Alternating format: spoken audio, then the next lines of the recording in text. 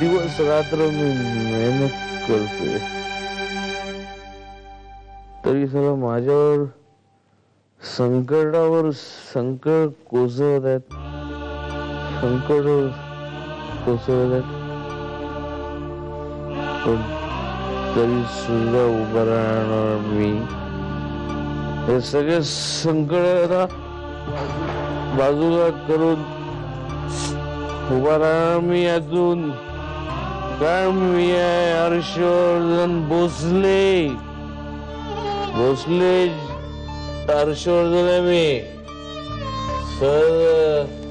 सहज हारणार नाही हर्षवर्धन.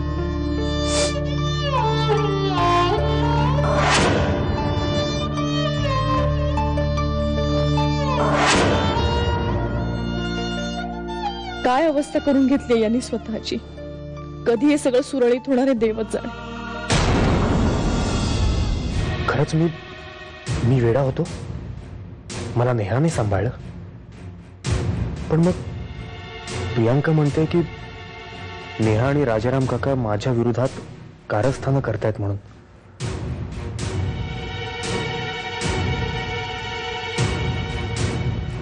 कुणाचं खरं मानावं आणि कुणाचं मानू नये काहीच कळत नाहीये. माझ्या आयुष्यात पुढे काय होणार आहे मला खरंच काही कळत नाहीये. हो पण मग आता शाळेच्या लोनचं काय? हा फेडतो बाई, फेडतो. काही झालं तरी तुझ्या शाळेचं लोन फेडतो. वास विकीन स्वतःला, पण ते लोन फेडीन. सतत सतत तेच विचारतेस. विचारते म्हणजे आता ते बँकेचं कळलं म्हणून विचारलं ना मी. तुला काय वाटलं मी तुझ्या भावांचा विश्वासघात करणार आहे, त्यांचे पैसे बुडवणार आहे? आजपर्यंत कधी कुणाचे पैसे बुडवले नाहीयेत. त्या बँक वाल्यांनी घोळ केला म्हणून, नाही तर कधीच पैसे देऊन मोकळे झालो असतो. चिडताय कशाला एवढे? काय करू? तुम्ही वागता असं चिडू नका. काय करू? तर हे घर विकीन, पण तुझ्या बाबांचे पैसे फेडी नाही. हे घर तुम्ही कसं विकणार आहात? ते आदित्यच्या नावावर आहे.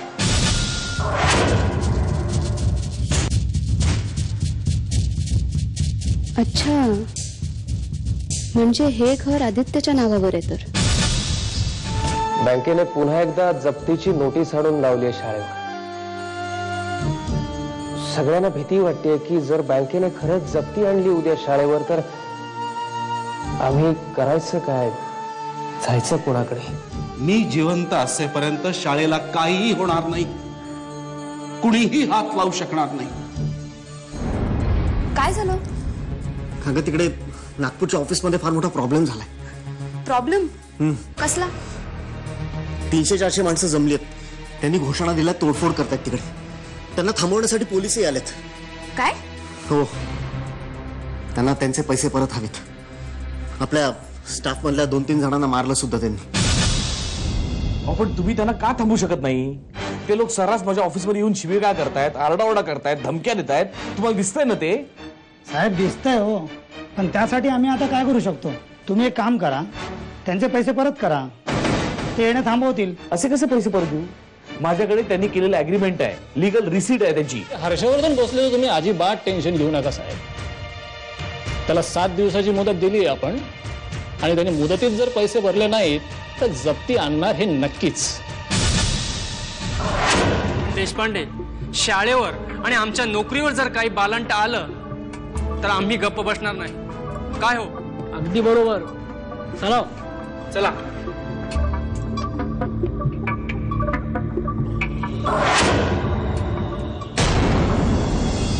हर्षवर्धन भोसलेंनी तुमच्या बँकेतून लोन घेतलंय ना? हो, माहिती मला. तुमच्या त्या लोनची ड्यू डेट झाली आहे. तुम्हाला काय नोटीस मिळाली नाही का? हो, नोटीस मिळाली. आणि हे कसं आहे, हे तुमचं आहे ना शॉर्ट टर्म लोन आहे, आणि डिमांड प्रॉमिसरी नोटवर ते सँक्शन झाल्यामुळे बँकेला जेव्हा पैशाची गरज लागेल तेव्हा बँक परत पैसे मागू शकते. पण तुम्ही तर अजून कर्जाचा पहिला हप्ताही भरला नाहीये. हा, म्हणून आम्हाला तुम्हाला नोटीस पाठवावी लागली. बघा, पैसे जर लवकर भरले नाहीत ना तर शाळेवर जप्ती येईल.